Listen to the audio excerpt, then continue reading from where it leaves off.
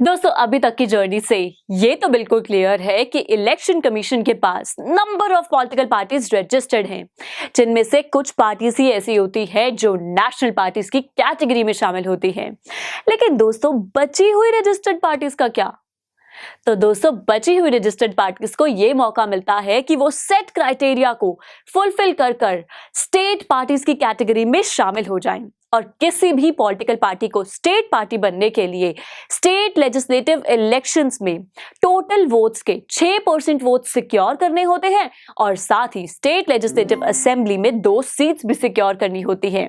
और इस तरह से इस क्राइटेरिया को फुलफिल करके एक पॉलिटिकल पार्टी बनती है स्टेट पार्टी, जिसे हम रीजनल पार्टी के नाम से भी जानते हैं। वैसे दोस्तों अब अगर इस वर्ड स्टेट पार्टी या रीजनल पार्टी को देखें तो ऐसा लगता है जैसे किसी ऐसी पार्टी के बारे में बात हो रही है जो स्पेसिफिक स्टेट से है और उसी स्टेट के लिए काम करती है, जबकि ऐसा एग्जैक्टली नहीं है। क्योंकि स्टेट पार्टीज की लिस्ट में भी कुछ पार्टीज ऐसी होती हैं जिनके ऑफिसेस डिफरेंट स्टेट्स में हैं और साथ ही वो नेशनल लेवल पे काम करती हैं, पर दोस्तों वो सक्सीड कुछ लिमिटेड स्टेट्स में ही कर पाती हैं, इसलिए ये कहलाती हैं स्टेट पार्टीज। जैसे कि दोस्तों समाजवादी पार्टी और राष्ट्रीय जनता दल, ये वो पार्टीज हैं जिनके ऑफिसेस डिफरेंट स्टेट्स में हैं और साथ ही नेशनल लेवल पे काम करती हैं। जबकि वहीं बीजू जनता दल और साथ ही सिक्किम डेमोक्रेटिक फ्रंट, ये वो पार्टीज हैं जो पर्टिकुलर स्टेट से हैं और उसी के लिए काम भी करती हैं। तो इस तरह से डिफरेंट कैटेगरीज की पार्टीज, डिफरेंट पार्टीज मिलकर स्टेट पार्टीज की एक लिस्ट बनाती हैं।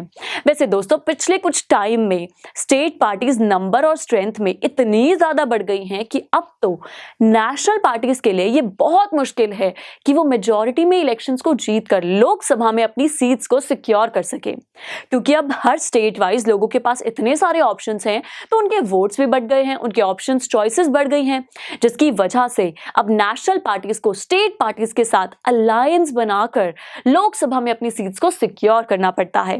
वैसे इस तरह की कोalition गवर्नमेंट का एक फायदा यह है कि इससे एक कंट्री की डेमोक्रेसी और भी स्ट्रांग बनती है। अब अगर स्टेट पार्टीज के एग्जांपल्स की बात करें तो इंडिया में नंबर ऑफ स्टेट पार्टीज हैं, क्योंकि कुछ स्टेट्स में तो ऐसा भी है कि एक से कई ज्यादा पार्टीज हैं।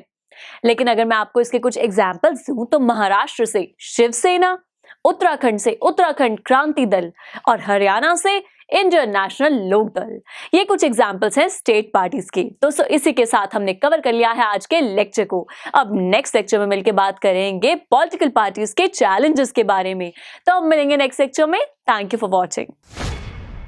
आई एम श्योर स्टूडेंट्स आपको ये वीडियो बहुत पसंद आया होगा, तो इसी तरह से एक मजेदार तरीके से अपने हर कॉन्सेप्ट को क्लियर करने के लिए डाउनलोड कीजिए PU Stack ऐप, जहां आपके लिए और भी कई सारे ऑप्शंस हैं, जैसे कि आपके लिए सैंपल पेपर्स हैं, back exercise solution, step videos and much more. So what are you waiting for? Download the app now.